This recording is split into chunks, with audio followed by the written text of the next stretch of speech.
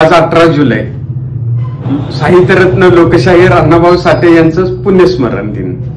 आजचा दिवस आपण प्रतिमेचं पूजन करून आणि वेगवेगळ्या माध्यमातून साजरा करत असतो।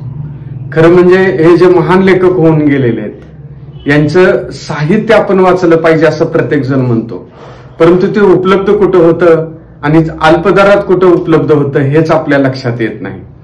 आज अण्णाभाऊंचं साहित्य जर घ्यायचं म्हटलं तर एक कादंबरी 250, 300, 350 रुपयाला आहे, परंतु राज्य शासन अशा महान लेखकांची पण करते आणि त्या समितीच्या माध्यमातून अशा पुस्तकांचा एक संग्रह करून ते अत्यल्प दरात लोकांच्या पर्यंत उपलब्ध करत असते।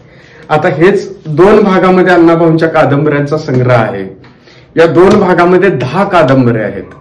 ही एक कादंबरी जर आपण वेगवेगळ्या स्वरूपात घ्यायला गेलो तर 250-300च्या मानाने जर किंमत केली तर 3-3.5 हजार रुपये जातात। मग हे पुस्तक जर आपल्याला 600-700ला मिळालं तर आपल्याला काय वाटेल की खूपच कमी किमतीत मिळालं, पण तुम्हाला आश्चर्य वाटेल याची किंमत फक्त 60 रुपये असते। आणि कोणत्याही पुस्तक प्रदर्शनामध्ये कुठेही बुक स्टॉलवर आपण गेलो आणि जर म्हणलं की राज्य शासनानं प्रकाशित केलेल्या पुस्तकांचे कुठे आहे तर तो एक विभागच असतो की तिथं असे 50-60 रुपयात इतकी मोठी मोठी पुस्तकं मिळतात।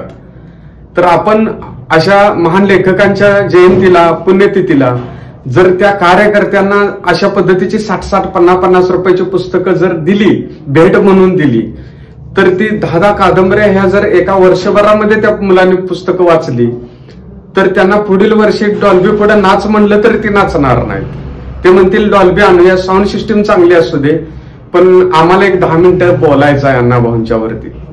इतकं चांगलं परिवर्तन जर 50-60 रुपयामध्ये होत असेल तर आपण सगळ्यांनीच या अशा महान लेखकांच्या जयंती पुण्यतिथीला हे राज्य शासनाने प्रकाशित केलेली पुस्तकं लोकांच्या पर्यंत पोहोचवून खऱ्या अर्थाने त्यांचे जीवन कार्य लोकांच्या पर्यंत पोहोचवण्याचं काम केलं पाहिजे। निश्चितपणानं हे महान लेखक आपल्या घरामध्ये, आपल्या विचारामध्ये आणि आपल्या वर्तन व्यवहारामध्ये आले पाहिजेत। यासाठीच या जयंत्या आणि पुण्यस्मरणाचे कार्यक्रम असतात असं मला वाटतं। धन्यवाद।